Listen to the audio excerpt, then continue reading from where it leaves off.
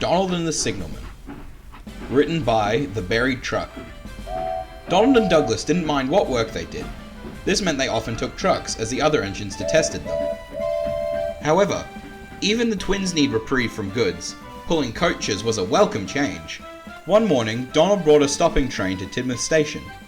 He was in good spirits, and the coaches hummed happily behind him. Halting at the platform, he saw some workmen near the signal ahead. "That looks like trouble," he sighed. The station master walked up.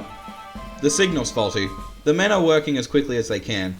You should be clear to leave soon. Sorry, Donald." "Can I be helped, sir?" said Donald. "Dinna worry. I'll make up for time doing the lane." The station master smiled and walked away. Donald was just about to close his eyes for a rest when... "Should have known trouble would follow that engine."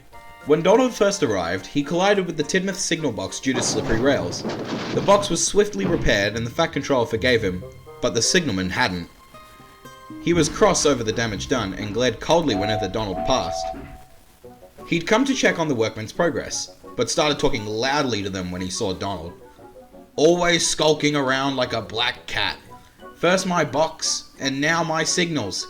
If he doesn't smarten up, he'll rue the day he came to this railway." Just then, the signal dropped, the workmen cheered, and the guard's whistle blew. The driver hurried the train away, but Donald was furious. "Unbelievable," he grumbled that night. "You'd think I'd cause an accident every day. Acting like I control the signals. Did you ever?"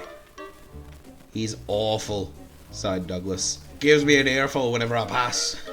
Until he realizes I'm not you."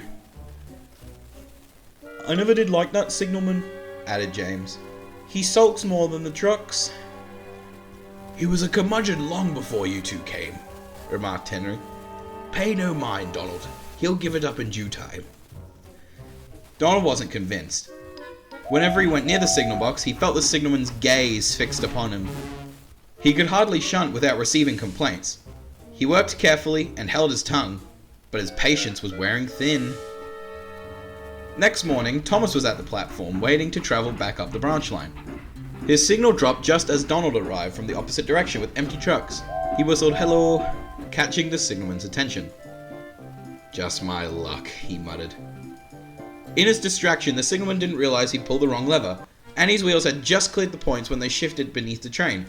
Thomas hadn't noticed, but Donald had. "Stop! Stop!" he whistled frantically.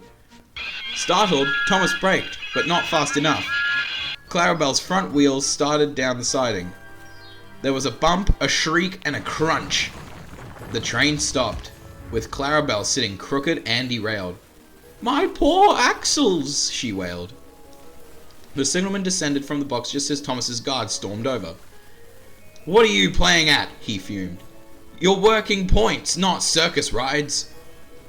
"I was doing just fine, until that black cat came creeping in," grumbled the signalman. Donald could stay silent no longer. "I don't know any railway where engines control points or signals," he retorted. "That's your job." "Don't tell me how to do my job. You're quite good at being a bad omen, let me tell you." Ahem! The signalman turned. It was the Fat Controller. Sir, I..." "Report to my office at once," interrupted the Fat Controller. "I'm quite interested in hearing how Donald's mere presence led to this." He motioned to the accident. Thomas's crew was trying to pacify the angry passengers. Ashamed, the signalman walked silently towards the station. "I'm sorry if I caused any trouble, sir," began Donald. "You did nothing of the sort," assured the Fat Controller. "Without your warning, Thomas may have had a worse accident. I trust you can assist with the cleanup?" Donald gladly obliged. He and the workmen soon put everything right, and Thomas hurried off with a thankful whistle. Satisfied, the Fat Controller strolled to his office. "I feel your troubles are over and done with, old boy," the driver winked at Donald. He was right. The signalman failed to convince the Fat Controller of his innocence and was relocated to another box, on a much quieter part of the island. Thankfully, the new signalman at Tidmouth was much friendlier to the engines. Donald was relieved. There was no talk of him being a black cat ever again.